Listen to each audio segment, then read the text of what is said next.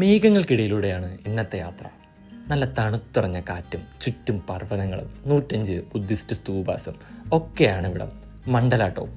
സെക്കൻഡുകൾ കൊണ്ട് കാലാവസ്ഥ മാറുന്നുണ്ട്, മഞ്ഞായും മഴയായും. Hey guys, Sarath here. അങ്ങനെ നമ്മുടെ തവാങ് ട്രിപ്പിൻ്റെ 3ാമത്തെ ദിവസം ഇവിടെ സ്റ്റാർട്ട് ചെയ്യുക. 2 ഡെസ്റ്റിനേഷനാണ് ഇന്നിപ്പോൾ പ്ലാൻ ചെയ്തിട്ടുള്ളത്. ഒന്ന് മണ്ഡല ടോപ്പ്, 2 സംഗ്തി വാലി. അങ്ങനെ രാവിലെ നല്ലൊരു ബ്രേക്ക്ഫാസ്റ്റും കഴിഞ്ഞ് ബാഗും പാക്ക് ചെയ്ത് വണ്ടീനെ ഒന്ന് കുളിപ്പിച്ച് യാത്ര തുടങ്ങാൻ പോവുക.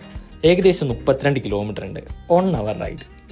അങ്ങനെ യാത്ര തുടങ്ങി. അത്യാവശ്യം നല്ല സ്റ്റീപ്പായിട്ടുള്ള റോഡാണ്. റോഡിൻ്റെ കണ്ടീഷൻ കുഴപ്പമില്ല എന്ന് പറയാം. ഓരോ ഹെയർപിന്നിലും കാഴ്ചകൾ മാറുന്നുണ്ട്, അതിമനോഹരമാണ് ഇവിടെ. അങ്ങനെ ഒരു പോയിന്റ് കഴിയുമ്പോൾ മേഘങ്ങൾ നമുക്ക് താഴെയാണെന്ന് തോന്നും.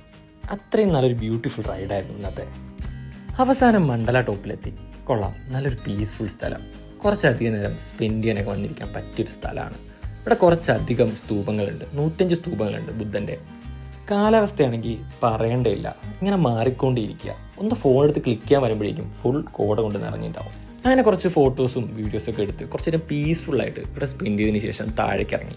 നിങ്ങൾ തവാങ് ട്രിപ്പ് പ്ലാൻ ചെയ്യുമ്പോൾ മസ്റ്റായിട്ടൊന്ന് വിസിറ്റ് ചെയ്തിട്ടോ, എന്തായാലും വർത്തായിരിക്കും ഈ ഒരു ജേണി.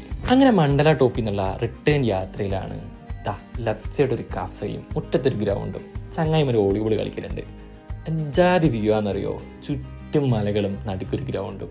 അങ്ങനെ കുറച്ചു നേരം ഞങ്ങളും ഓരോടൊപ്പം കൂടി കുറച്ചു നേരം കളിച്ചും സംസാരിച്ചും ഒക്കെ ആയിട്ട് സമയം പോയതേ അറിഞ്ഞില്ല. സംഗ്തി വാലി എത്തേണ്ടതാണ്, ഈവനിങ് എത്താനുള്ള പ്ലാനായിരുന്നു. ഇപ്പം തന്നെ ഏകദേശം 6 മണി ആയിക്കണം. അങ്ങനെ ചേട്ടന്മാരുടെ അടുത്ത് ബൈ ബൈ പറഞ്ഞ് ഞങ്ങൾ സംഗ്തി വാലി പിടിച്ചു.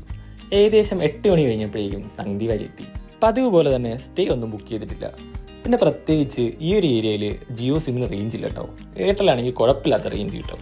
അവസാനം റൂം കിട്ടി, നംചൻ ഫാം ഹോം സ്റ്റേ. എത്ര പാർക്കിംഗ് ചെയ്തിട്ടും 2000 രൂപയ്ക്ക് താഴെ ഒരു പറയുന്നില്ല. അവസാനം ചേട്ടന് കൈ കൊടുത്ത് റൂം എടുത്തു. അത്യാവശ്യം നല്ല ടയേർഡാണ്. അപ്പോൾ ഇതൊക്കെയാണ് ഗായ്സ് നമ്മുടെ ഇന്നത്തെ വിശേഷങ്ങൾ. ബാക്കി വിശേഷങ്ങളായിട്ട് നമുക്ക് നാളെ കാണാം. ശരി എന്നാൽ, ഗുഡ് നൈറ്റ്.